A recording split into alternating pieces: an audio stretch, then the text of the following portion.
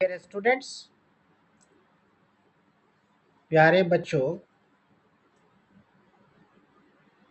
आज आपके क्लास 8 में 8वां क्लास में हम आपको साइंस पढ़ाएंगे। आपके क्लास 8 में जो साइंस की किताब NCERT की चलती है, उसका chapter 11 number chapter keeping time with the skies हम आपको पढ़ाएंगे। आपको बताएंगे कि keeping time with skies chapter में क्या बातें हैं। आपका चैप्टर इंग्लिश में है। हर अंग्रेजी लाइन की हम आपको हिंदी बताएंगे बच्चों, ताकि चैप्टर की तमाम बातें कायदे से आपके दिलो दिमाग में उतर जाएं। तो चलिए चैप्टर को शुरू करते हैं और देखते हैं कि इसके अंदर क्या है। प्रोब एंड पॉन्डर दो शब्द हैं लिखे हुए जो आप देख रहे होंगे।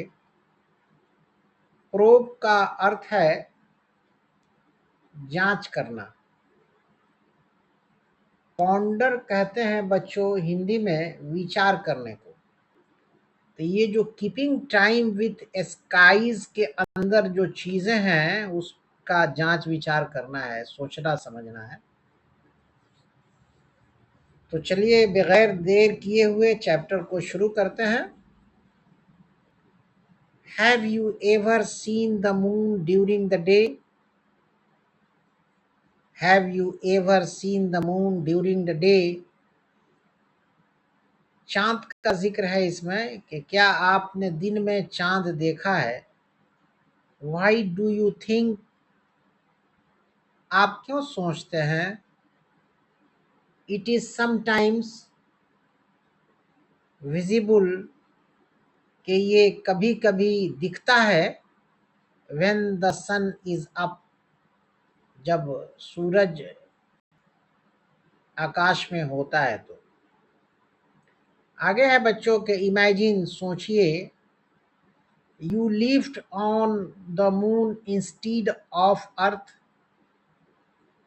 सोचिए कि अगर जमीन के बजाय आप चांद पे रहते होते। What would you mean by a day, a month or a year? तो क्या होता, ए मंथ होता या ए ईयर होता। What would happen, क्या होगा, if earth had two moons, अगर जमीन से हम दो चांद को देखें आसमान में, इंस्टीड ऑफ वन, एक के बजाय। How would that change the night sky,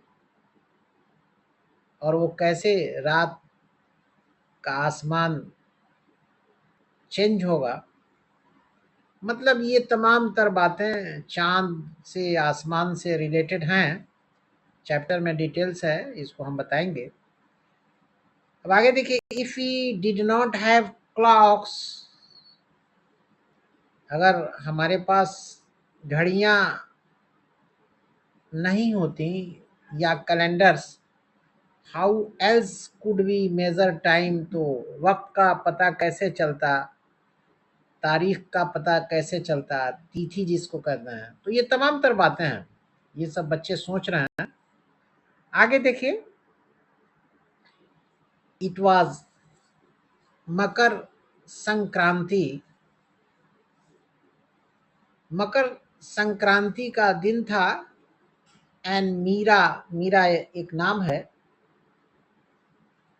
और Meera was in Ahmedabad for the Patang Mahotsav. Meera Ahmedabad में थी पतंग के फेस्टिवल में, जहाँ पतंग का कंपटीशन होता है, पतंग उड़ाया जाता है। महोत्सव कहते हैं बच्चों फेस्टिवल को, त्योहार को। पतंग का त्योहार है।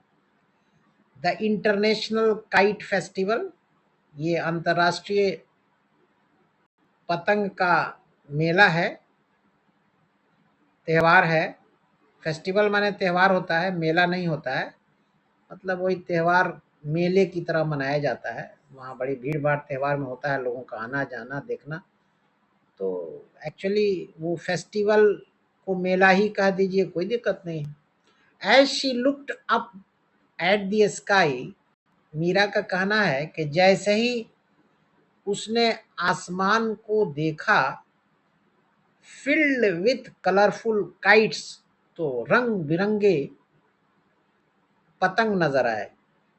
शी नोटिस्ड, उसने इस बात को गौर किया। Noticed the moon shining during the day time, उसने ये भी देखा कि आसमान में चांद चमक रहा है। शी वॉज सरप्राइज्ड, बड़ा उनको अचंभा हुआ मीरा को। As she had always thought, चूंकि वो हमेशा सोची थी मून के बारे में, the moon appeared only at night, कि भाई रात ही में ये चांद का चमकना दिखना होता है। ये दिन के उजाले में सूरज की मौजूदगी में चांद का आसमान में रहना बहरहाल ताज्जुब होगा, ये मीरा सोच रही हैं। Also the moon did not appear like a full circle, but that did not surprise her as much. She knew its shape changed every night. Meera को ये पता था कि चांद का की शक्ल हर रात अलग अलग होती है, शेप, शक्ल। Still it got her thinking, अभी तक वो इस चीज को सोच रही थी। शी रिमेम्बर्ड, उन्हें याद आया, learning that the moon is spherical and shines by reflecting sunlight. और मीरा को इस बात का भी ख्याल हो रहा है, ये चांद का चमकना, चांद के अंदर रोशनी, चांद के अंदर चमक दमक तो अपनी है नहीं, ये सूरज से प्रकाश लेता है और चमकता है। Sunlight by reflecting sunlight, sunlight से रिफ्लेक्ट, सन से रिफ्लेक्शन होता है। Then why is not the whole moon visible every night. तो अब मीरा ये सब सोच रही हैं बच्चों, आप भी सोचिए, सोचना चाहिए। किसी हैपनिंग के बारे में सोचना चाहिए कि भाई ये हो रहा है तो क्यों हो रहा है, नहीं हो रहा है तो क्यों नहीं हो रहा है। Then why is not the whole moon visible every night, पूरा चांद हर रात क्यों नहीं दिखता है। Whole moon, for a moment she wondered, एक क्षण के लिए उनको आश्चर्य हुआ मीरा को। If it was due to a lunar eclipse, but eclipses are rare and brief, कि she wondered if it was due to a lunar eclipse, के ये चंद्र ग्रहण का मामला होता है तभी होता है, बट एक्लिप्सेस, लेकिन फिर बाद में उनके ख्याल आ रहा है बट एक्लिप्सेस आर रेयर, लेकिन ये जो एक्लिप्स है ना, ये कभी कभी होता है, रेयर माने कभी कभी, और ब्रीफ छोटा होता है, माने थोड़े क्षण के लिए होता है। So what causes the moons changing shape, तो भाई ये चांद की शक्ल कैसे बदलती रहती है। अब आगे देखिए बच्चों, how does the moon's appearance change and why, कि चांद का अपीयरेंस कैसे चेंज होता है एंड क्यों होता है। लेट अस केयरफुली वॉच, चलिए होशियारी से ध्यान से वॉच करें द मून, चांद को, टू अंडरस्टैंड, समझने के लिए, हाउ इट्स अपीयरेंस, कैसे इसका अपीयरेंस, जाहिर होना आकाश में, चेंजेस बदलता है ओवर ए मंथ, एक महीने में। समझ रहे हैं? हम एक एक लाइन की आपको हिंदी बच्चों तोड़ तोड़ के बता रहे हैं, ध्यान से समझिए, इंशाल्लाह आपको बातें समझ में आ जाएंगी। और इस चैप्टर से रिलेटेड जो भी सवालात होंगे उसके जवाब आप खुद से लिख लेंगे आसानी से, कोई दिक्कत नहीं आएगी। आगे देखिए, you may have done a similar activity earlier, इस तरह की पहले भी आप एक्टिविटी कर चुके होंगे, बट लेट अस नो, चलिए late us now, but let us, लेकिन चलिए नाउ अब do it in more detail.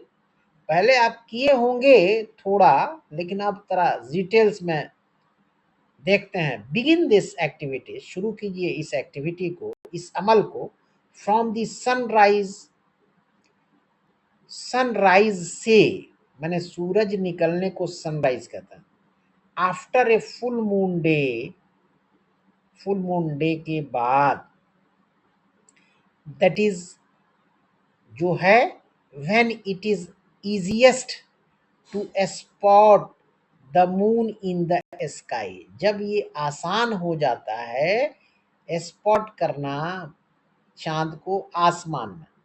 ठीक है, एक्टिविटी 11.1 है बच्चों, लेट अस एक्सप्लोर, चलिए जाने। अब क्या जाने, देखिए, spot the moon at sunrise, सूरज जब निकलता है तो चांद को और फरमाइए। इन द वेस्टर्न डायरेक्शन, पश्चिम की तरफ, वेस्टर्न डायरेक्शन उसी को कहते हैं।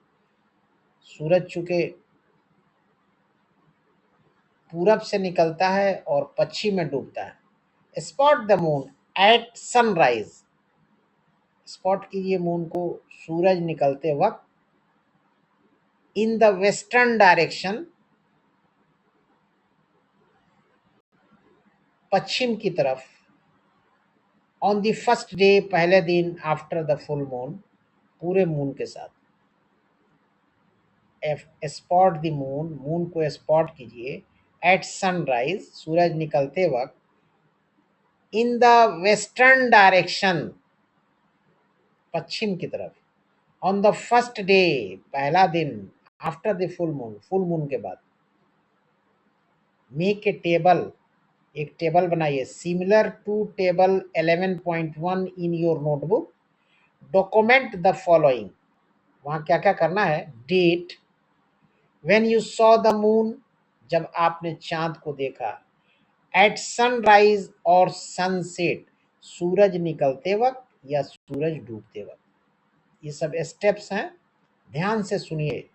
Shade the corresponding circle with pencil to show the bright portion of the moon as shown in figure 11.1। Pencil से शो कीजिए ब्राइट ब्राइट पोर्शन को, चमकते हुए हिस्से को चांद के।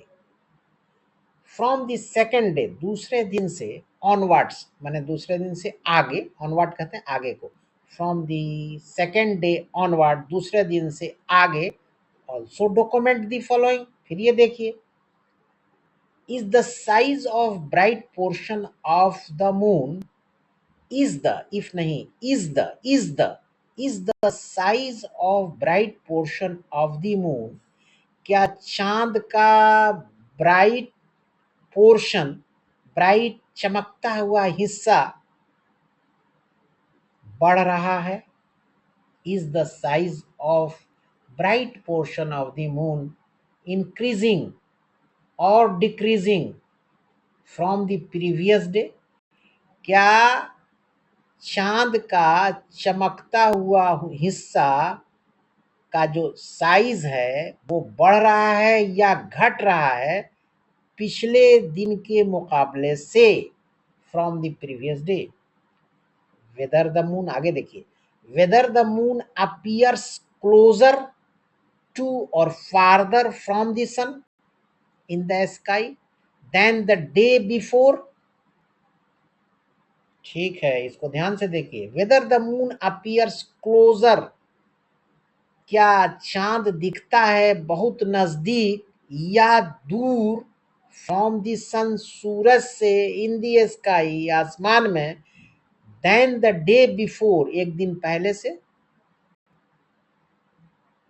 आफ्टर अबाउट 15 days, 15 दिन के बाद, you may not be able to see the moon, 15 दिन के बाद आप चांद को नहीं देखेंगे।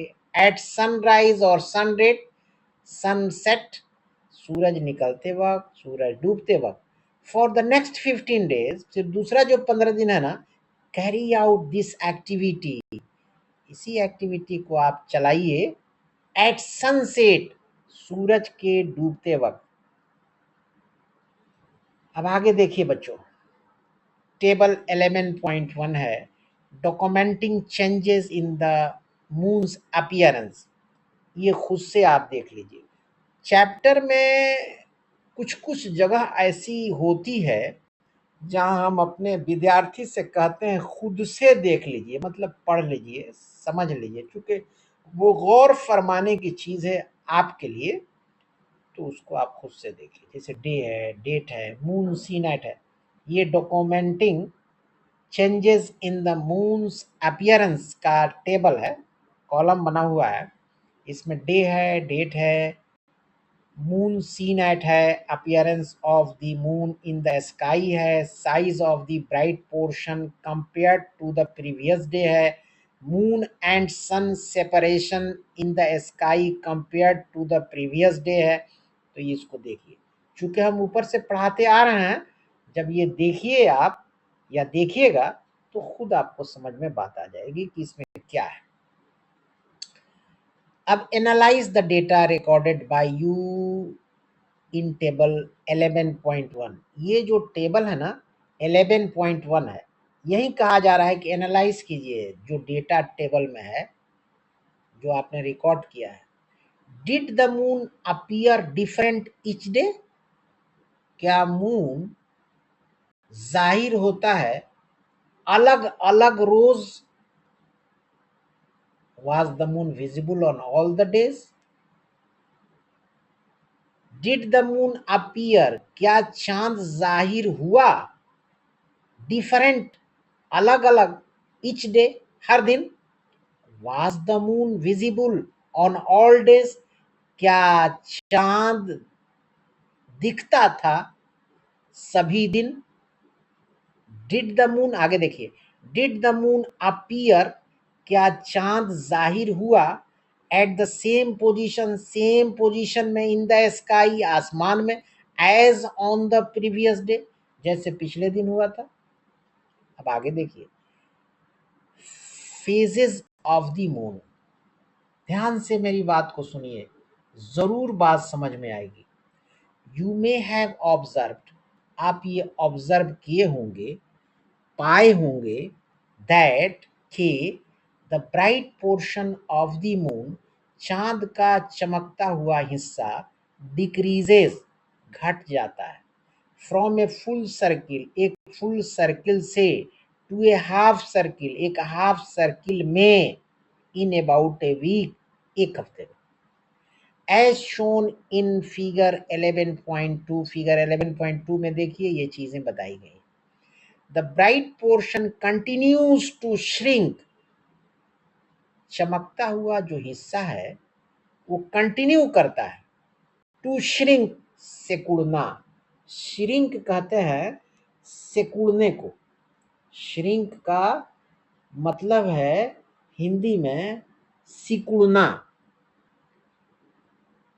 The bright portion continues to sink, ये सिकुड़ता रहता है, फॉर अनदर वीक, दूसरे हफ्ते तक, अनटिल, जब तक, it is no longer visible, जब तक ये नो लॉन्गर विजिबल है। दिस 2 वीक पीरियड, ये 2 हफ्ते का जो वक्त है ना, पहला हफ्ता दूसरा हफ्ता, is called warning period of the moon.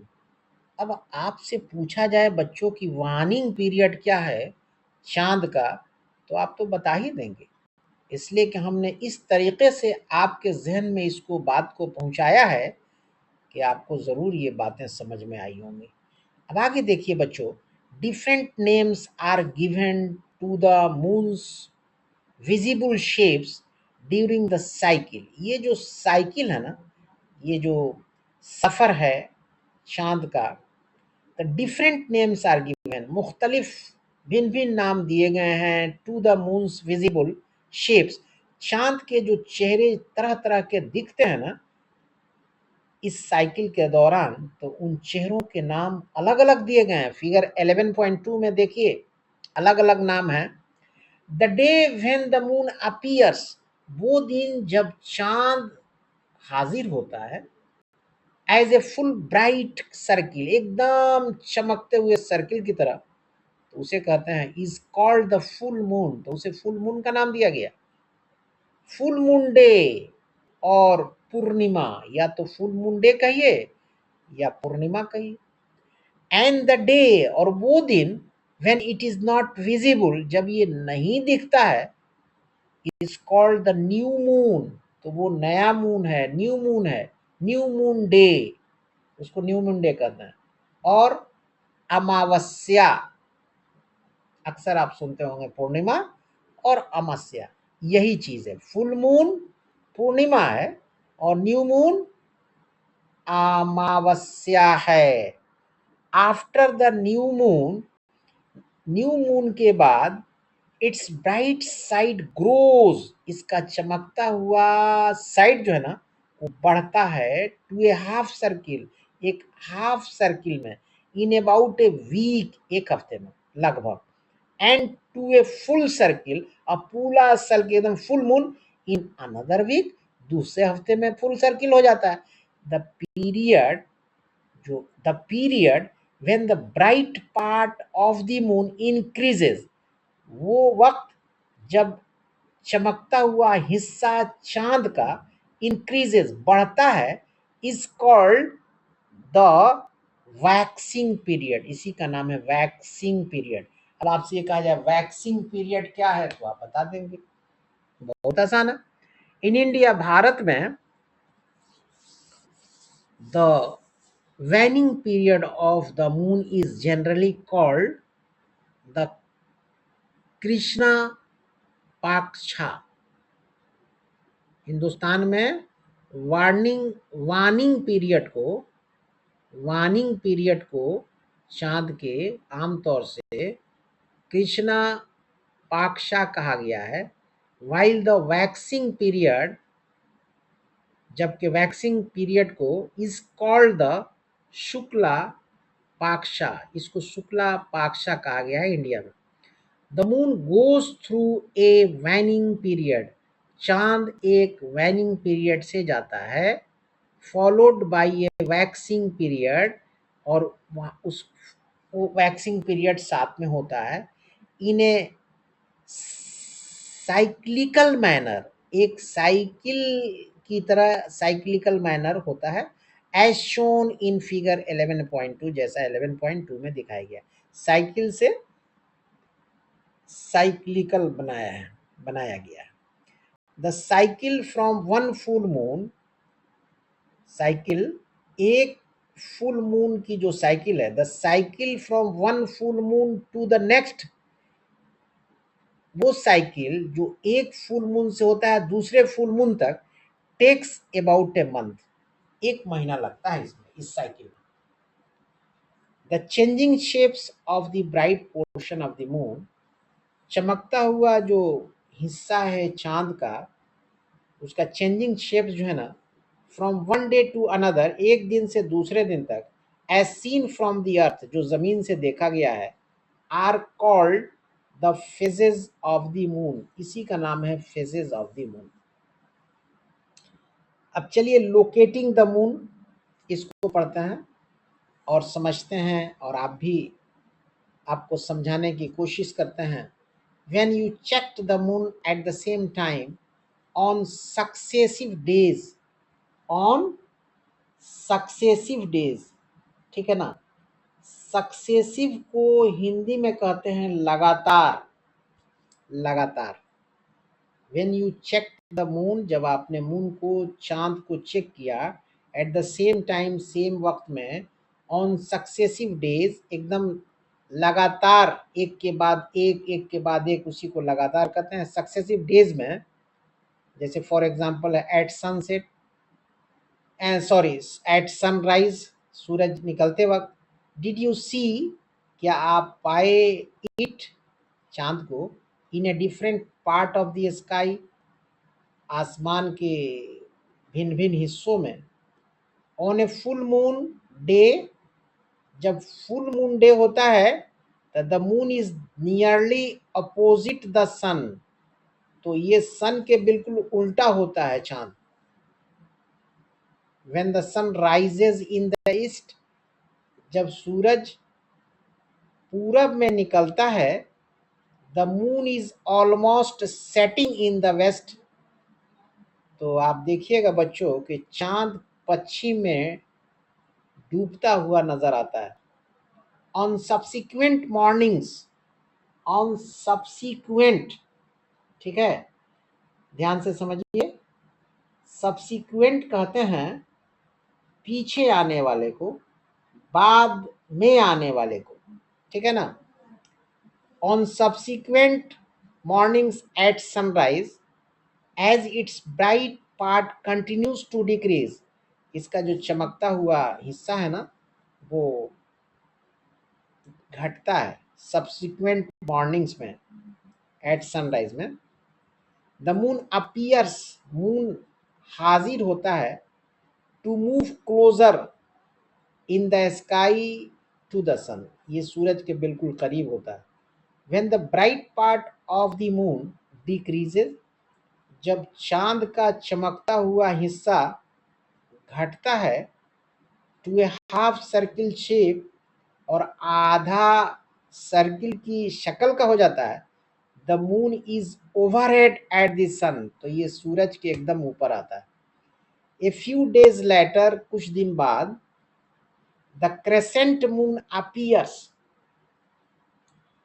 The crescent, crescent की हिंदी है बच्चों बढ़ता हुआ, बढ़ता हुआ को कहते हैं क्रेसेंट, ठीक है ना।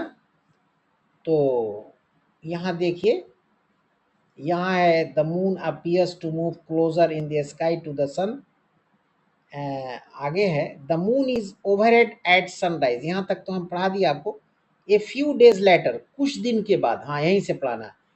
ए फ्यू डेज लेटर, कुछ दिन के बाद, द क्रेसेंट मून, बढ़ता हुआ चांद, appears even closer to the sky, sky नहीं sun, the crescent moon appears, ये बढ़ता हुआ चांद जो है ना, ये हाजिर होता है, इवन क्लोजर, नजदीक, टू द सन, सूरज के। Knowing the phase of the moon, चांद के फेज को जानने के बाद, and whether it is waxing और वैनिंग, ये वैक्सिंग है विनिंग है, can this help us, can this, इसलिए ये हमारी मदद कर सकता है, find out where and when, कहाँ और कब, to look for the moon on any given day, ठीक है, ये समझ में बात आ रही है। A waxing moon is easiest to spot, एक जो वैक्सिंग मून होता है ना, बहुत आसान है स्पॉट करना।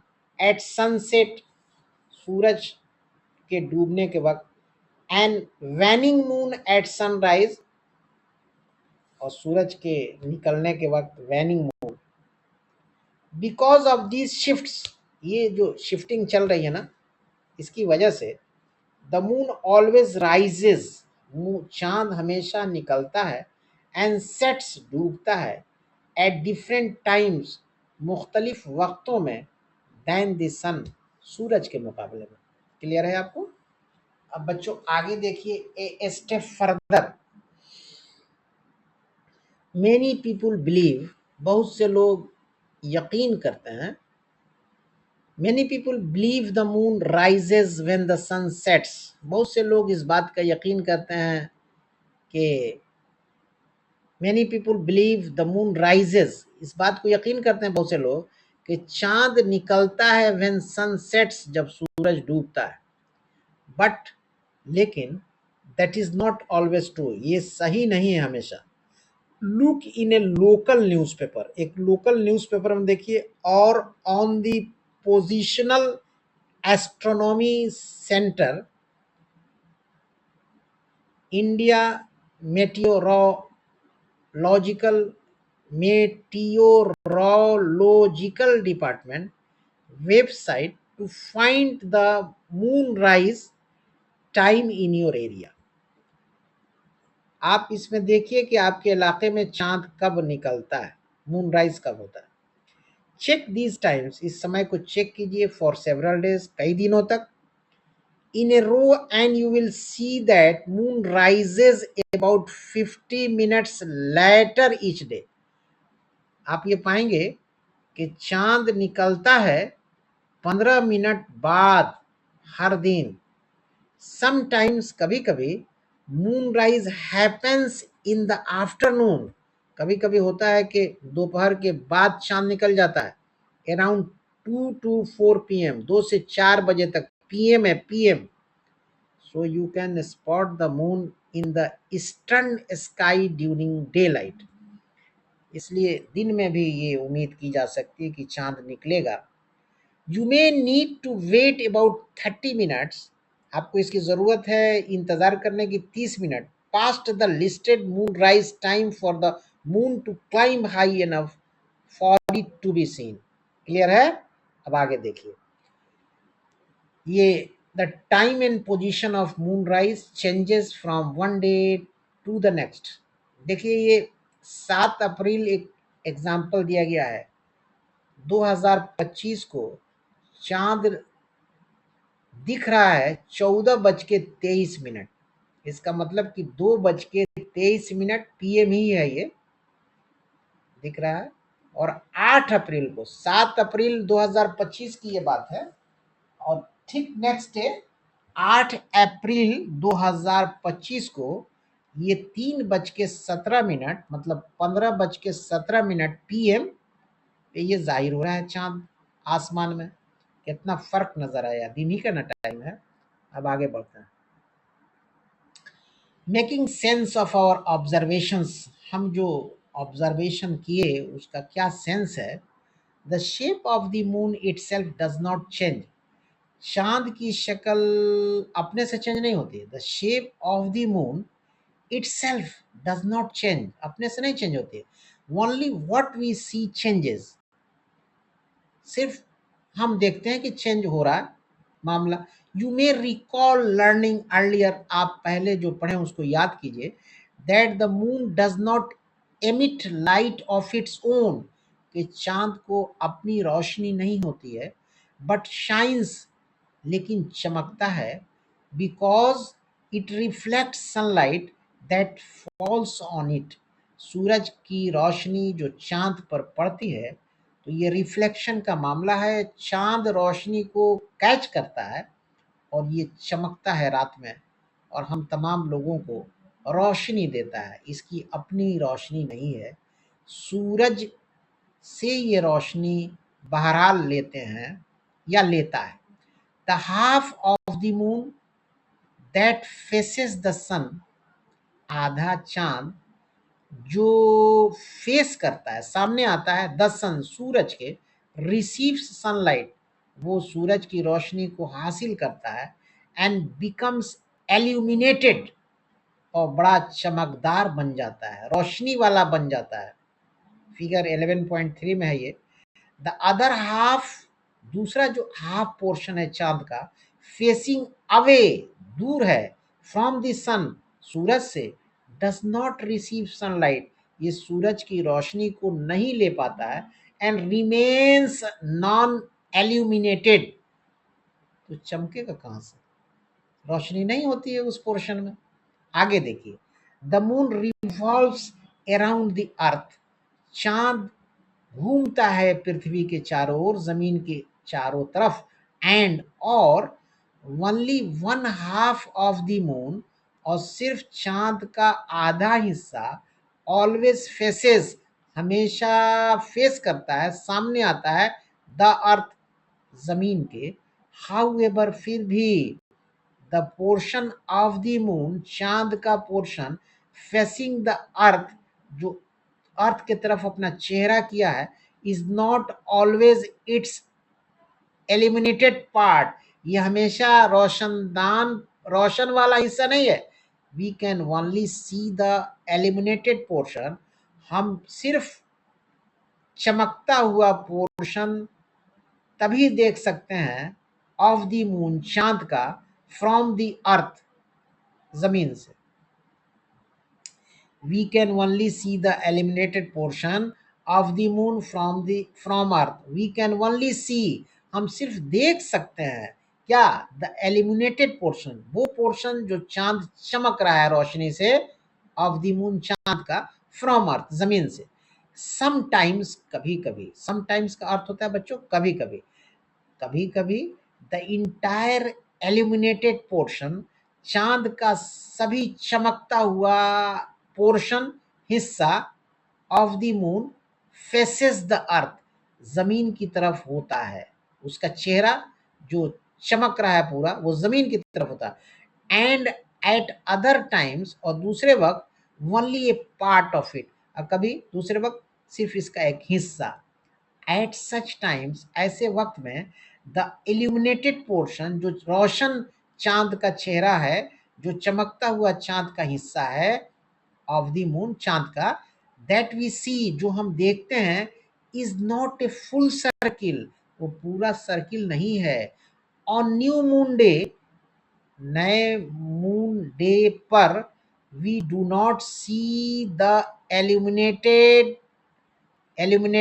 पोर्शन, नए मून डे पर हम नहीं देखते हैं एल्यूमिनेटेड पोर्शन, रोशन हिस्सा, of the moon, at all, चांद का रोशन हिस्सा हम नहीं देखते हैं न्यू मून डे में, एकदम से, एकदम नहीं देखते हैं, at all. As only the non illuminated portion, चूंकि सिर्फ नॉन एल्यूमिनेटेड पोर्शन, वो हिस्सा चांद का जो रोशन नहीं है, of the moon faces the earth, वो जमीन की तरफ होता है। Therefore the moon appears different of different days, इसलिए चांद दिखता है डिफरेंट, भिन्न, ऑन डिफरेंट डेज, भिन्न दिनों में। Let us do an activity, चलिए एक एक्टिविटी करें, टू अंडरस्टैंड, समझने के लिए, how the eliminated portion of the moon, कैसे चांद का चमकता हुआ हिस्सा, एज सीन बाई अस, जैसा हम लोग देखते हैं, देखे हैं, चेंजेस, बदलता है, व्हेन इट्स पोजीशन चेंजेस, जब इसकी जगह बदलती है, with respect to the sun, sun के हिसाब से, सूरज के हिसाब से। अब आगे ये बच्ची क्या कहती है देखिए जरा। Why does the eliminated portion of the moon seen from the earth, क्यों एल्यूमिनेटेड पोर्शन जो है, जो चमकता हुआ हिस्सा है चांद का, सीन फ्रॉम द अर्थ, जमीन से देखा जाता है। Why does the illuminated portion of the moon seen, है ना, from the earth decrease, earth decrease when it appears closer to the sun. अब आगे देखिए, आगे है, इसकी पहले मीनिंग जान लीजिए। Why does the illuminated portion of the moon seen, क्यों इल्यूमिनेटेड पोर्शन चांद का देखा गया, फ्रॉम द अर्थ डिक्रीज, जब अर्थ डिक्रीज का मामला होता है, when it appears closer to the sun, ठीक है ना। फिर इसको हम समझाते हैं। मुझे ये बात ऐसा लगता है कि हमारे विद्यार्थी को ये जो बॉक्स में है वो समझ में बात नहीं आई होगी। When does the illuminated portion of the moon, चांद का वो पोर्शन जो एल्यूमिनेटेड है, ठीक है ना, चांद का वो पोर्शन जो एल्यूमिनेटेड है, चमकदार है, seen from the earth decrease, वो दिखा गया है अर्थ डिक्रीज से, when it appears closer to the sun, वो डिक्रीज दिखता है, घटता दिखता है, ठीक है ना। एल्यूमिनेटेड पोर्शन चांद का देखा गया है जमीन से घटता हुआ कि वो उसकी रोशनी घट रही है, अब ये आप समझिए घट रही है। When it appears closer to the, जब ये सूरज के करीब आता है। अब आप समझ गए होंगे। एक्टिविटी देखिए, let us explore. Take a small soft ball, एक सॉफ्ट बॉल लीजिए and insert a stick into it, और इसमें एक स्टिक डालिए, छड़ी। फिगर 11.4a में दिखाया गया है left side. This represents the moon, ये चांद इसको मान लीजिए रिप्रेजेंट्स बॉल को। Go to a dark open place, अब जाइए एक अंधेरे ओपन प्लेस में, जैसे रात का मामला है, at night. And ask a teacher, एक टीचर से पूछिए, और गार्जियन या कोई गार्जियन आपका है, to shine a torch light, कि वो एक टॉर्च जलाए, टुवर्ड्स यू, आपकी तरफ, फ्रॉम अबाउट 3 मीटर, 3 मीटर से टॉर्च जलाना है। To represent light coming from the sun, ये लाइट टॉर्च की इसलिए जलाया जा रहा है कि इसको माना गया है कि सूरज से रोशनी आ रही। और stand near an electric lamp, और एक इलेक्ट्रिक लैम्प के पास खड़े हुए। Your head represents the earth, अब आपका जो हेड है ना, सर, वो उसको अर्थ मान लीजिए, जमीन मान लीजिए। अब आगे देखिए, now hold the ball at arm's length, अब उसको पकड़िए बॉल को, इन वन हैंड, एक हाथ में, सच दैट, इस तरह से कि it is slightly above your head, कि ये थोड़ा आपके सर पर है, as shown in figure 11.4b में जैसे ये दिखाया गया। Keep the ball at position E, अब इस बॉल को ई पोजीशन में रखिए, towards the direction of the lamp, lamp के समत की तरफ, डायरेक्शन की तरफ। Does the portion of the ball facing your you appear to be eliminated or not? Does the portion of the ball, does the portion of the ball, क्या ball का portion जो face कर रहा है आपकी तरफ, अपीयर, जाहिर हुआ, टू बी एलिमिनेटेड, चमकता हुआ, और नॉट, या नहीं। अब आगे देखिए, टर्न अराउंड स्लोली, धीरे धीरे टर्न कीजिए, इन द एंटी क्लॉकवाइज में डायरेक्शन को, with your arm outstretched, जो फैला हुआ है, as shown in figure 11.4b, and keep looking at the ball, और बॉल को देखिए। Does the shape of the illuminated portion, जो एल्यूमिनेटेड पोर्शन है, जो चमकदार रोशन वाला पोर्शन है, चेंज करता है। Does the shape of the illuminated portion change, क्या वो बदलता है, चेंज करता है। Is the line separating the illuminated and non-illuminated portion of the ball curved, क्या वो लाइन जो illuminated और नॉन illuminated को सेपरेट कर रही है बॉल के, वो टेढ़ी है। was your observation similar to the changing shape of the illuminated portion of ball? was your observation similar, क्या आपका ऑब्जर्वेशन सिमिलर है to the changing shape of the illuminated portion, illuminated portion के changing shape की तरफ of ball के, shown in figure 11.4c।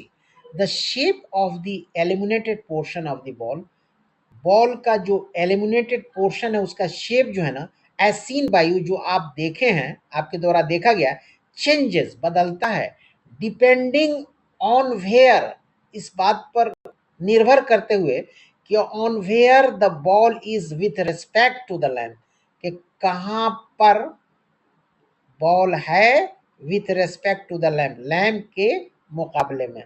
अब आगे बढ़िए, ये आप देखिए, ABCDE जिसका जिक्र हो रहा था, FGH तक है मामला, इसको गौर से समाप्त कीजिए, देखिए। समाप्त करना माने सुनना होता है ना, और गौर देखना माने देखना होता है। तो मेरी बात को सुनिए, समाप्त कीजिए। अब यहाँ सारा मामला है, देखिए ये फिगर 11.4 बी है, a student using a ball and a stick to understand phases of moon. C में है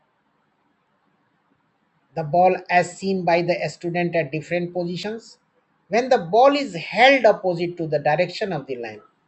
जब बॉल जो है ना लैंप के डायरेक्शन के अपोजिट है, एट ए पोजीशन में जहां ए है, you are facing the entire illuminated portion of the ball. तो आप फेस कर रहे हैं पूरा बॉल का illuminated portion, just like the full moon day जैसे होता है। ऑन दी अदर हैंड, दूसरे तरफ, when the ball is held towards the direction of the lamp, जब बॉल दूसरी तरफ लैंप के डायरेक्शन की तरफ है, एट ई, वहां ई को माना गया है, कंसिडर किया गया नक्शे में, you are facing the non illuminated portion of the ball. तब आप फेस कर रहे हैं बॉल के नॉन एलिमिनेटेड पोर्शन को, and can not see the eliminated portion, और आप illuminated portion of the ball को नहीं देख सकते हैं, एट ऑल नहीं देख सकते हैं। This is similar to the new moon day. ये एकदम न्यू मून डे की तरह, जो हमने अभी आपको पढ़ाया है न्यू मून डे, एकदम उसी की तरह है। नोटिस कीजिए, हाउ इन अदर केसेस, के दूसरे केसेस में the line separating the eliminated and non illuminated portion of the ball appears.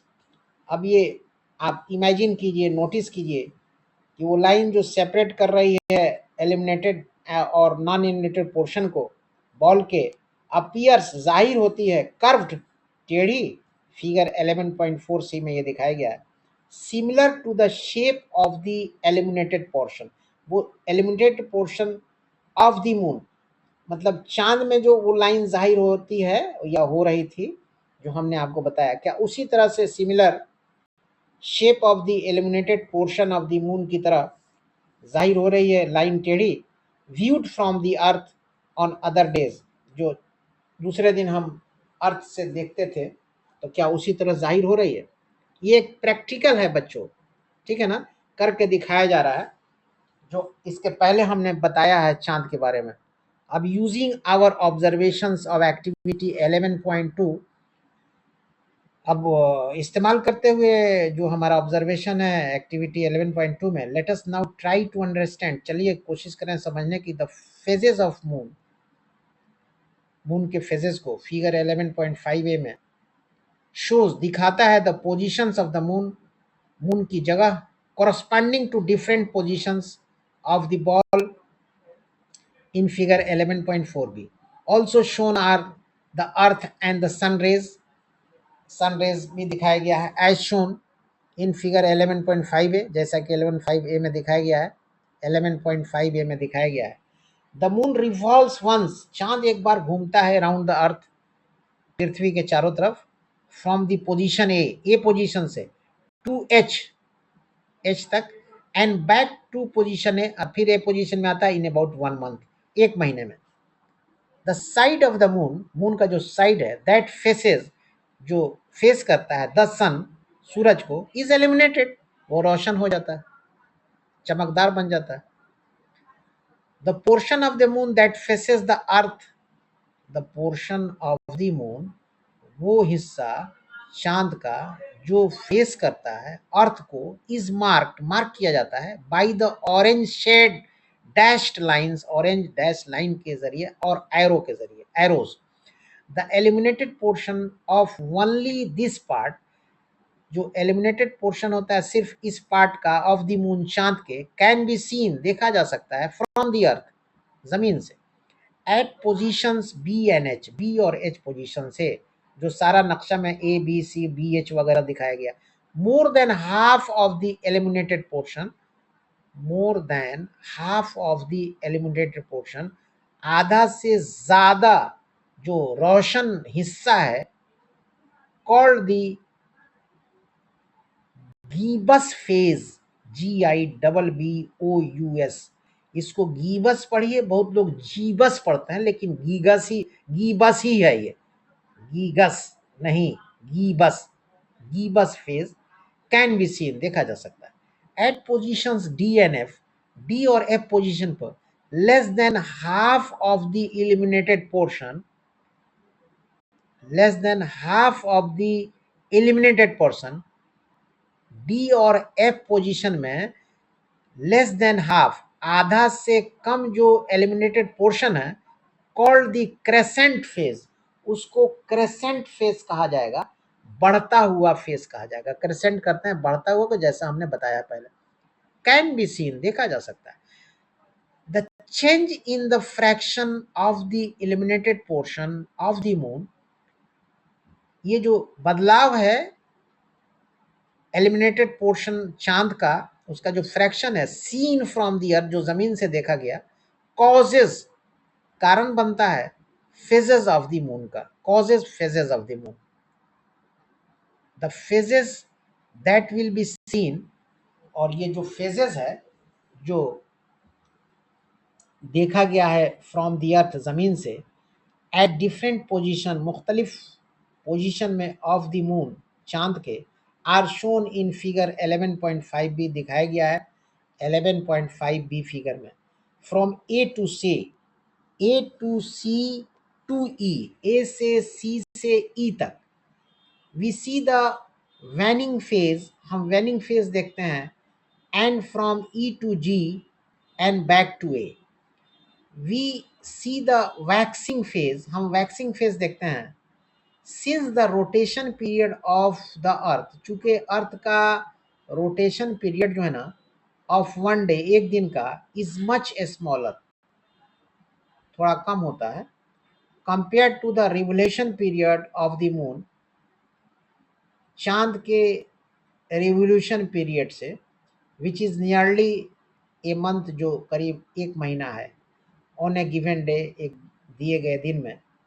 People on different parts of the अर्थ, लोग जमीन के भिन्न भिन्न हिस्सों से सी देखते हैं, नियरली द सेम फेज, तकरीबन सभी phase, as can be seen in figure 11.5a, on the new moon day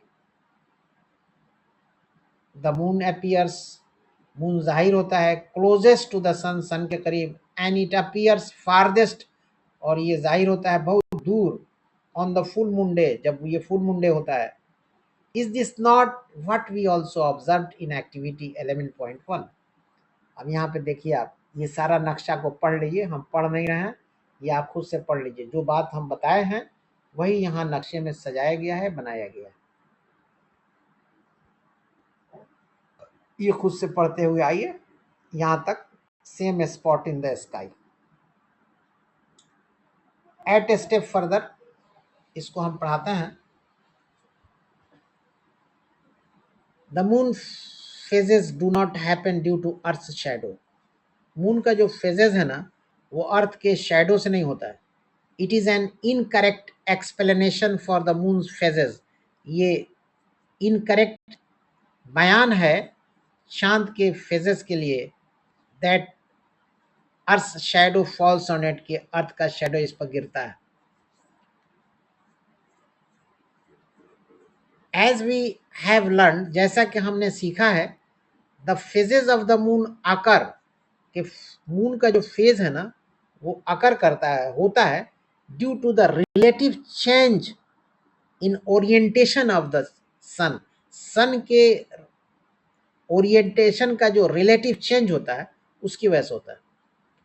moon and earth, as the moon revolves, orientation of the sun, moon and earth, as the moon revolves round the earth, the earth's shadows, अर्थ का जो छाया होता है, on the moon, चांद पर, causes a lunar eclipse, इसी से lunar eclipse होता है। not the moon's phases, नहीं मून का phases नहीं, as we learned earlier in chapter earth, moon and the sun in grade 7, 7वें class में। lunar eclipses can only happen on a full moon day, ये जो lunar eclipses है, चंद्र ग्रहण, ये full moon day में होता है। एंड सोलर एक्लिप्सेस, चंद्र ग्रहण जो है ना, कैन हैपन, ये कब होता है?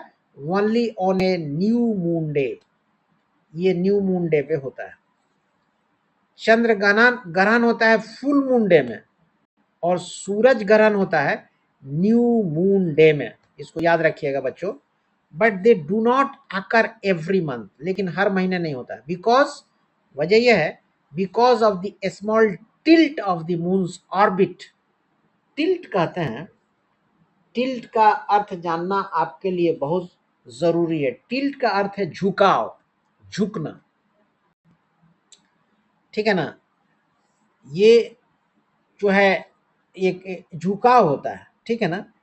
बिकॉज, चूंकि of the small tilt of the moons orbit, चूंकि चांद के जो ऑर्बिट है ना, उस का जो टिल्ट है थोड़ा झुका होता है with respect to the earth orbit, earth orbit के मुकाबले में राउंड द सन, सूरज के चारों तरफ। अब यहाँ देख लीजिए, ये सारी चीजें, सन बीच में है, क्योंकि सोलर सिस्टम का ये प्रधान है, इसके चारों तरफ ये मामला चल रहा है। इसको आप देख लीजिए गौर से। अब यहाँ देखिए, so changing phases of the moon is natural periodic event which a cycle with a cycle of almost a month, which can also be used for time keeping। ये बच्चे का कहना है, और बच्चे कह रहे हैं कि yes, along with the natural periodic events of day and night and the changing seasons about which we learned earlier, but how are these periodic events used for keeping time? इसकी हिंदी तो बहरहाल आप जानते होंगे, आसान है, इसलिए हम वक्त ज़ाया नहीं कर रहे हैं, बर्बाद नहीं कर रहे हैं कि इसकी भी हम हिंदी बताएंगे, मामूली चीज़ है, ये आप जानते होंगे। अब आगे है कि 11.2 में कि how did calendars come into existence, ये कैलेंडर कैसे बना, ये जानना बड़ा ज़रूरी है, ठीक है ना। तो चलिए इसको देखते हैं। वी हैव लर्न अर्लियर, हम पहले पढ़े हैं, that when viewed from the earth, जब ज़मीन से देखा गया, the sun appears to rise in the eastward direction, तो पूरब में सूरज दिखा, set in the westward direction every day, और पश्चिम में डूबते हुए दिखा हर दिन, and rise again the next day, फिर दूसरे दिन ही निकलता है। मतलब एक रूटीन है, साइकिल है। दिस एपरेंट पीरियोडिक मोशन, ये जो एपरेंट है ना, ये जो एपरेंट पीरियोडिक मोशन है, एपरेंट कहते हैं साफ स्पष्ट को एपरेंट कहते हैं। तो दिस, ये स्पष्ट पीरियोडिक जो मोशन है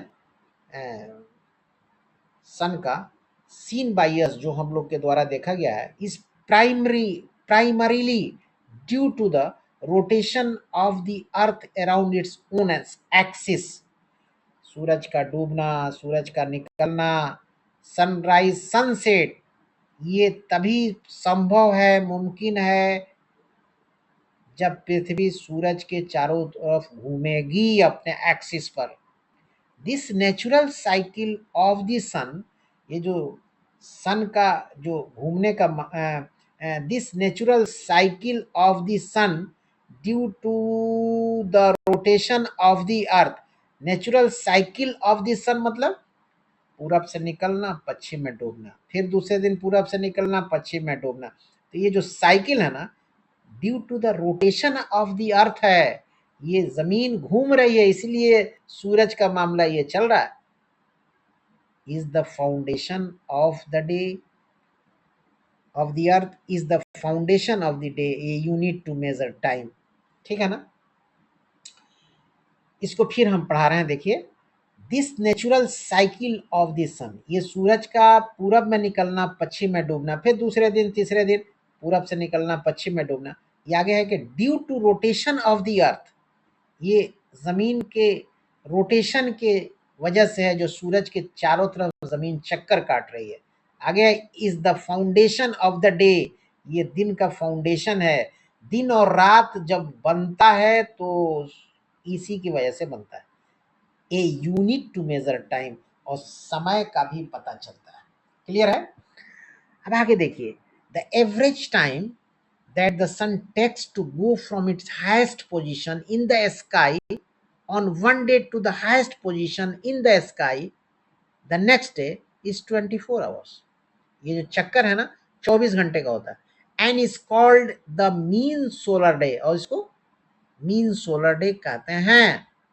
The highest position of the sun is the sky. The highest position of the sun is the sky. Highest position सूरज का sky है। Can be found पाया जा सकता है by measuring the length of the shadows.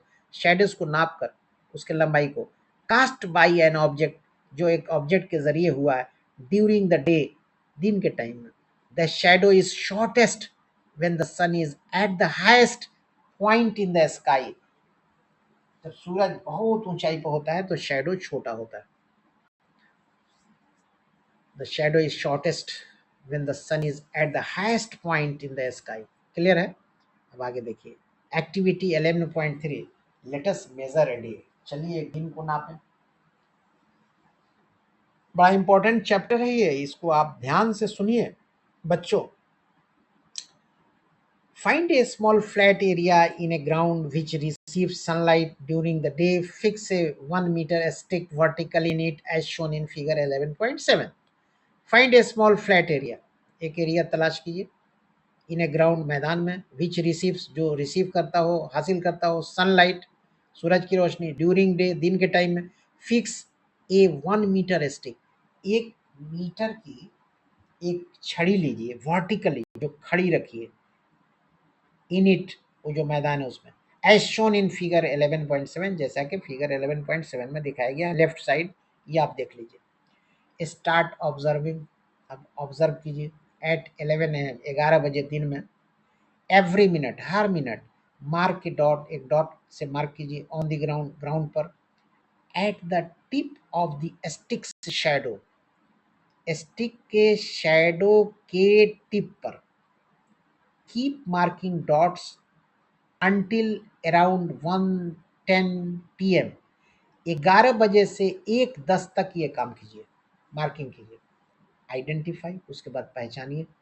When the shadow was shortest, जब shadow छोटा था।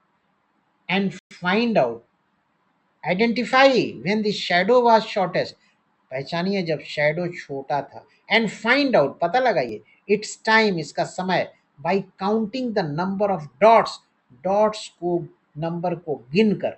Record this time, इस टाइम को रिकॉर्ड कीजिए इन table 11.2। Repeat this exercise for the next few days, कई दिन तक इसको करते रहिए इस क्रिया को।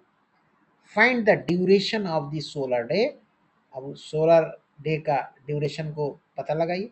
By finding A difference, by finding A difference in time on 2 consecutive days, 2 दिन जो लगातार टाइम है उसको पता लगाकर आपको ये करना है as shown in figure in table 11.2।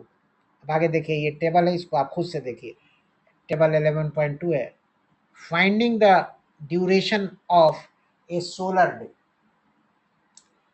Finding the duration of a solar day, इसका सोलर डे का ड्यूरेशन को पता लगाना है। यहाँ डेट है 22 March 25, 23 March 2025, 24 March 2025। Time of shortest shadow 12:20, 12:20, 12:19। Duration of day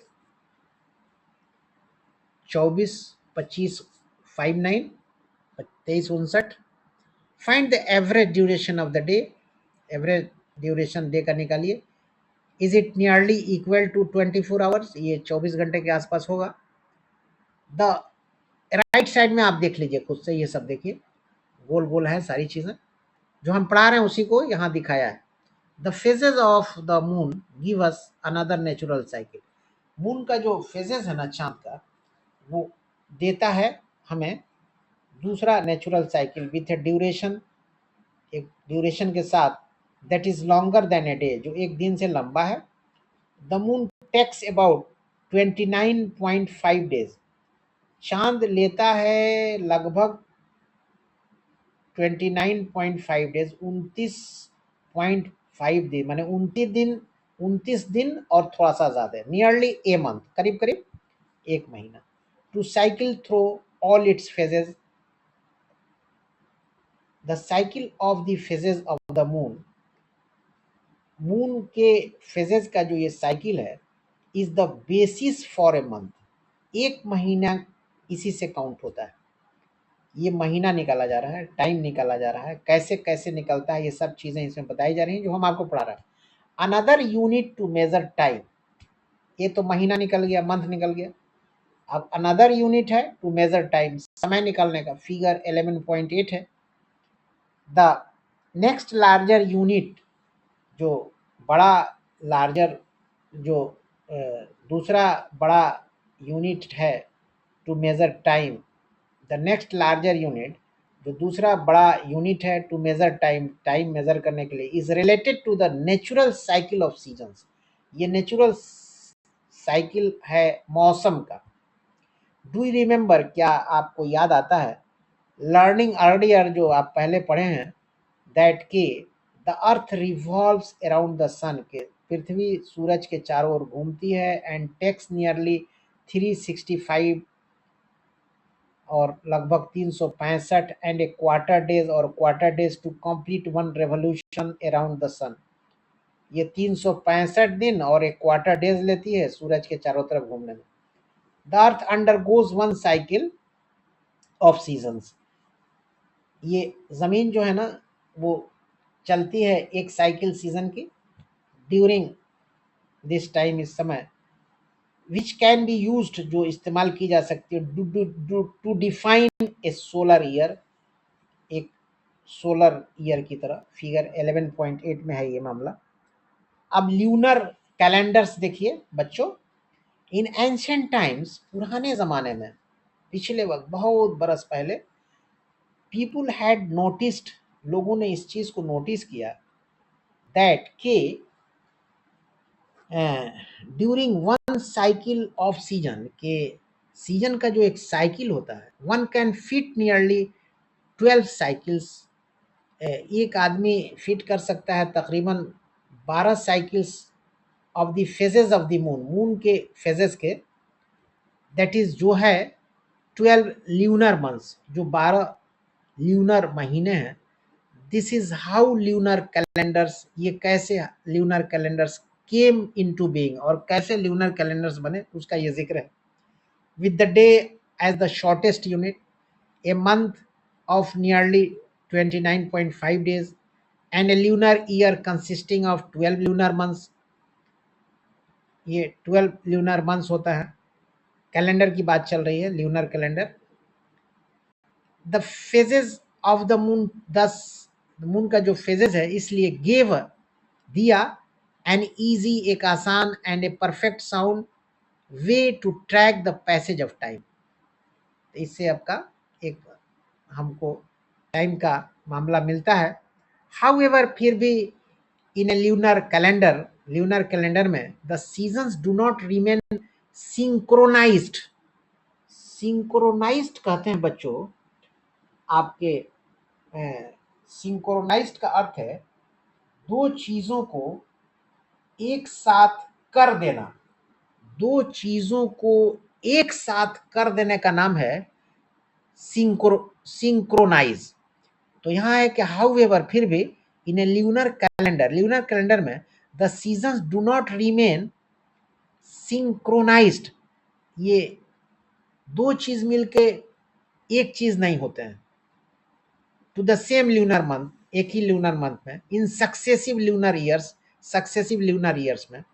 the reason is that, वजह यह है कि the seasons repeat in approximately 365 days, के सीजन रिपीट करता है लगभग 365 दिन में। While the lunar year is 354 days long, जबकि ल्यूनर ईयर 354 दिन का होता है। आगे चलिए, सोलर कैलेंडर्स देखिए। ये जो ऊपर में हम लोग पढ़े हैं ये ल्यूनर कैलेंडर्स था। अब सोलर, सूरज का मामला है, solar calendars. It was important to know, ये जानना जरूरी था, the arrival of seasons for agricultural purposes, season, मौसम का आना खेती बाड़ी के लिए बहुत जरूरी है।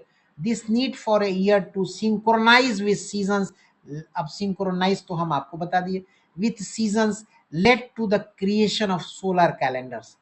The Gregorian calendar widely used today, आज बहुत ज़्यादा ये कैलेंडर चल रहा है, इज ए सोलर कैलेंडर, यही सोलर कैलेंडर होता है।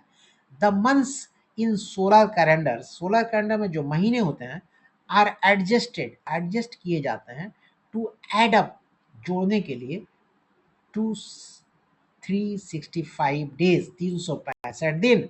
दैट इज वाई, यही वजह है, इन ग्रीगोरियन कैलेंडर्स में सम मंथ्स हैव 30 डेज, के कुछ महीने 30 दिन के होते हैं, अदर्स कुछ 31 दिन के होते हैं, अदर्स 31 एक दिन के होते हैं, and February has only 28 days, और फरवरी जो है वो 28 दिन का होता है।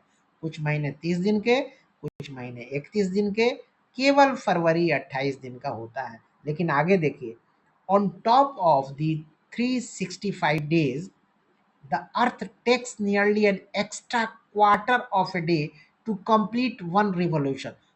पृथ्वी सूरज की ओर जो घूमती है ना बच्चों, तो 365 दिन से कुछ ज्यादा एक्स्ट्रा लेती है। ठीक है ना, उसी को यहाँ कहा जा रहा है extra quarter of a day to complete one revolution. एक रिवोल्यूशन कंप्लीट करने में पृथ्वी को ये समय लगता है अराउंड द सन, सूरज के चारों तरफ। दीज एक्स्ट्रा आवर्स, ये जो कुछ एक्स्ट्रा घंटे हैं ना, एड अप, जोड़े जाते हैं, to approximately 1 day every 4 years. हर 4 साल पर ये कैलकुलेट किया गया, तो एक दिन बनता है जो 4 साल के बाद जुटता है। टू एडजस्ट फॉर दिस, इसको एडजस्ट करने के लिए solar calendars add an extra day. Solar calendar एक दिन जोड़ता है, ऐड जोड़ता है, एन एक्स्ट्रा डे एक दिन, एवरी 4 ईयर्स, हर 4 साल के बाद, using the concept of a leap year, इसी को लीप ईयर कहा गया है। अब आपसे पूछा जाए लीप ईयर क्या होता है, तो आप बता दीजिए कि 29 दिन का महीना होता है फरवरी का। In the Gregorian calendar, ग्रीगोरियन calendar में, if a year is divisible by 4, अगर एक साल, इन ग्रीगोरियन कैलेंडर में, if a year is divisible, अगर एक साल डिवाइड हो जाता है बाई 4, 4 से, then an extra leap day, तब एक एक्स्ट्रा लीप का दिन इज एडेड, जोड़ दिया जाता है। सो इसलिए इन ए लीप ईयर में फेब्रुवरी हैज 29 डेज, मतलब फेब्रुवरी बिकम्स 29 डेज, फरवरी हो जाता है 29 दिन का, मतलब फेब्रुवरी हैज 29 डेज, फेब्रुवरी 29 दिन का हो गया है। Which keeps the calendar well synchronised with the seasons. अब सिंक्रोनाइज्ड आप जान गए कि क्या होता है, दो चीज को मिला के एक कर देना, दो चीज को मिला के एक कर देने का नाम, दो चीजों को एक साथ कर देना, उसका नाम सिंक्रोनाइज्ड है। ए स्टेप फर्दर, ये आप खुद से पढ़ लीजिए, ए स्टेप फर्दर ये भी आप पढ़ लीजिए, बहुत भारी नहीं है, बहुत भारी नहीं है। और साइंटिफिक हेरिटेज, हेरिटेज कहते हैं बच्चों विरासत को, हमारा जो साइंटिफिक विरासत है ये खुद से पढ़ लीजिए, ये सब थ्योरेटिकल है, ये बहुत भारी नहीं है। अब ये ल्यूनी सोलर कैलेंडर्स हैं, इसको हम पढ़ा रहे हैं। This is another kind of calendar which primarily uses the moons phases for counting days. ये जो है दूसरा एक कैलेंडर है, जो this is another kind of calendar, ये दूसरे तरह का कैलेंडर है, विच जो प्राइमरीली यूजेस, जो इस्तेमाल किया जाता है मून्स फेजेस में, फॉर काउंटिंग डेज, दिन को गिनने के लिए, एंड मंथ्स, महीनों को, but also make adjustments to stay in synchronize with the cycle of seasons. The 12 lunar months add up to 354 days and thus fall short by nearly 11 days compared to the solar year. Thus, every 2 to 3 years, the accumulated difference becomes close to a full month.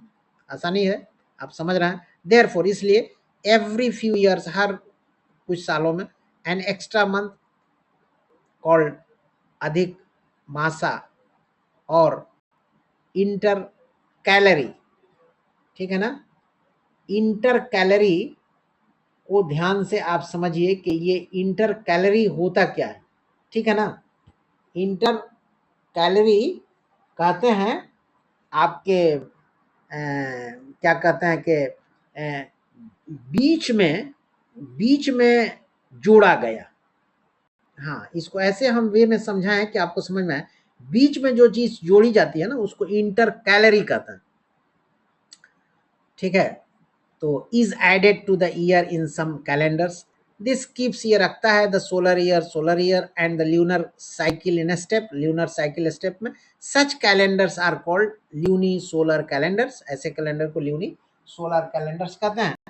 They combine elements from both, ये elements को combine करते हैं, जोड़ते हैं from both the solar and lunar calendars, solar calendar से lunar calendar से, and are used, इस्तेमाल किए जाते हैं in many parts of India, Bharat के बहुत सारे हिस्से में, ठीक है। अब ये एवर हार्ड ऑफ, ये खुद से पढ़ लीजिए, द इंडियन नेशनल कैलेंडर, ठीक है ना। ये भी बहुत आसान है, इंडियन नेशनल कैलेंडर है। कैलेंडर को क्या बताना है, कैलेंडर तो आप जान ही रहे हैं, इसको आप सब पढ़ लीजिए खुद से, ये कोई भारी बात नहीं है। एवर हार्ड ऑफ, ये भी कैलेंडर से रिलेटेड है, ये भी आप पढ़ लीजिए। और बी ए साइंटिस्ट, इसको हम पढ़ा रहे हैं। मेघनाद मेघनाद साहा 1893 से 1956, Meghnad Saha was a pioneer astrophysicist, ये एस्ट्रोफिजिस्ट थे। एस्ट्रोफिजिस्ट कहते हैं खगोल भौतिकी को, जो माने ज्योतिष वगैरह होते हैं ना, जो तमाम उसका ज्ञान होता है, तो उसको खगोल के जानकार कहते हैं, और उसी का नाम है एस्ट्रोफिजिस्ट, माने खगोल भौतिकी। उसके ये विद्वान हैं, एस्ट्रोफिजिस्ट ऑफ इंडिया, भारत के, हु स्टडीड स्टार्स, जो तारों का अध्ययन किए, एंड देयर टेम्परेचर्स, और तारों में कितने जो है टेम्परेचर होते हैं, and developed a mathematical equation, और एक मैथमेटिकल इक्वेशन भी डेवलप किए, famously known as the Saha equation, और उसका नाम रखे ये अपने नाम पर, Saha equation. The Saha institute of nuclear physics in Calcutta, और कलकत्ता में एक इंस्टीट्यूट है जिसका नाम है the Saha institute of nuclear physics, कलकत्ते में है, इज नेम्ड आफ्टर हिम, उन्होंने अपने नाम पर रखा। He was also the chairperson of the calendar reform committee, calendar reform committee के वो चेयरमैन रहे, जो ऊपर में हमने कहा कि आप खुद से पढ़ लीजिए, उसमें मुलाकात होगी आपसे कैलेंडर रिफॉर्म कमिटी से। कैलेंडर को हम नहीं पढ़ाए, क्योंकि कैलेंडर पढ़ाने की चीज नहीं, उसमें वक्त जाया होगा टीचर का, आपका भी जाया होगा, इसलिए खुद से आप पढ़ लीजिए, कैलेंडर तो पढ़ाने की चीज होती नहीं है। अब आगे देखिए, are festivals related to astronomical phenomena, अब इसको आप खुद से पढ़िए, ये आप खुद से पढ़ने की चीज है। ए स्टेप फर्दर खुद से पढ़िए, एवर हार्ड ऑफ खुद से, एवर हार्ड ऑफ खुद से, ये सारा खुद से पढ़िए। और why do we launch artificial satellites in space, हाँ ये मैं आपको पढ़ाऊंगा। आर्टिफिशियल सैटेलाइट्स, आर्टिफिशियल कहते हैं जो खुद से इंसान बनाए उसको आर्टिफिशियल कहते हैं, इंसान की बनाई हुई चीज आर्टिफिशियल होती है। अब आगे देखिए, the moon is earth's natural satellite, चांद जो है ना वो जमीन का नेचुरल सैटेलाइट है, orbiting our planet besides the moon, चांद के अलावे मैन मेड सैटेलाइट्स, इंसान का बनाया हुआ satellite, sent by various countries, बहुत सारे कंट्री के द्वारा भेजा गया, also orbit the earth, these artificial satellites appear as tiny aspects, ये टाइनी एस्पेक्ट, छोटे बिंदु को आपके एस्पेक्ट्स कहते हैं, इंग्लिश में छोटे बिंदु को एस्पेक्ट्स कहते हैं, एकदम टाइनी एस्पेक्ट्स, छोटा, टाइनी तो होता ही है छोटा, और बिंदु एस्पेक्ट्स है, तो appear as a tiny aspect, moving in the night sky, रात में ये दौड़ता है आकाश में, most orbit about 800 kilometres above earth surface, and take रफली 100 minutes to complete one orbit, 100 minute लेता है एक ऑर्बिट कंप्लीट करने में। these satellites these satellites helps us, ये these satellites हेल्प अस, ये हम लोग की मदद करते हैं इन मेनी वेज, बहुत तरीके से, लाइक कम्युनिकेशन में, नेविगेशन कहते हैं रास्ता बताने को, मतलब समंदर में जो जहाज होते हैं उनका, उनकी दिशा, उनका रास्ता, वो तमाम चीज़ है ना, तो उसको नेविगेशन कहते हैं। तो ये कम्युनिकेशन में काम आता है, ये सब सैटेलाइट नेविगेशन में आता है, वेदर मॉनिटरिंग में, मौसम के मामले में, डिजास्टर मैनेजमेंट में, मतलब मुसीबत, परेशानी, अर्थक्वेक, ये सब डिजास्टर मैनेजमेंट है। एंड साइंटिफिक रिसर्च में the Indian space research organisation ISRO has launched many satellites, ISRO ने बहुत सारे सैटेलाइट्स को लॉन्च किया, दैट सपोर्ट दीज एक्टिविटीज, जो इस एक्टिविटीज को सपोर्ट करती है। और साइंटिफिक हेरिटेज, ये भी खुद से पढ़ लीजिए, और लेटस आइडेंटिफाई खुद से पढ़िए, जो आपके पढ़ने की स्टेप फर्दर, ये खुद से पढ़िए। बी ए साइंटिस्ट, इसको हम आपको बताएंगे, be a scientist. Vikram Ambalal Sarabhai 1919 से 1971, बहुत ही इंपॉर्टेंट नाम है ये जानिए। Vikram Sarabhai a researcher in space science, ये स्पेस साइंस में रिसर्च कर रहे थे, एंड न्यूक्लियर फिजिक्स में, is known as the father of the Indian space programme, ये इंडियन स्पेस प्रोग्राम के फादर कहे गए हैं। He pioneered the effort to launch the first artificial satellite, ये पहला आर्टिफिशियल सैटेलाइट को लॉन्च किए। The Vikram Sarabhai space centre VSSC located in Thiruvananthapuram, वहां पे ये लोकेटेड है आपका विक्रम साराभाई स्पेस सेंटर, ये जगह का नाम है आपके थिरुवनंतपुरम, ये जगह का नाम है।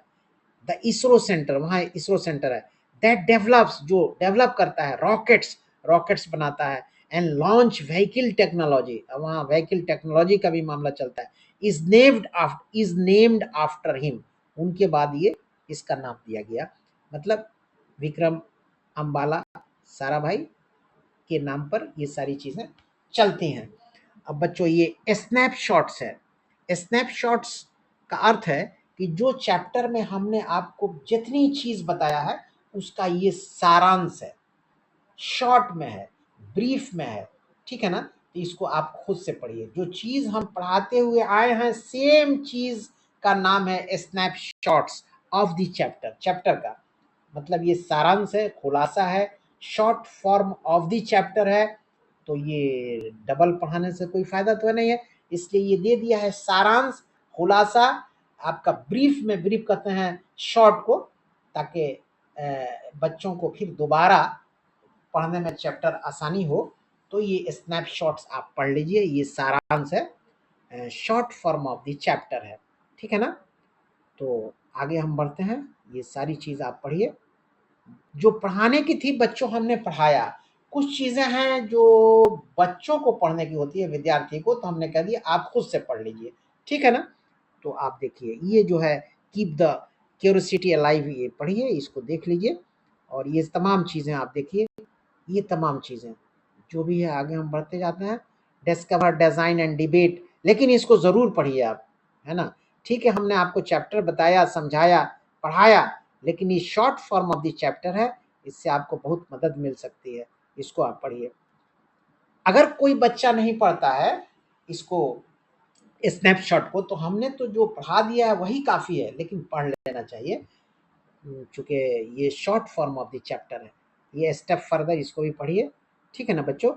तो अब बच्चों आपका यहाँ chapter number 11 number chapter keeping time with the skies समाप्त होता है। उम्मीद करते हैं कि चैप्टर को जो हमने समझाया उसको आप ज़रूर समझे होंगे।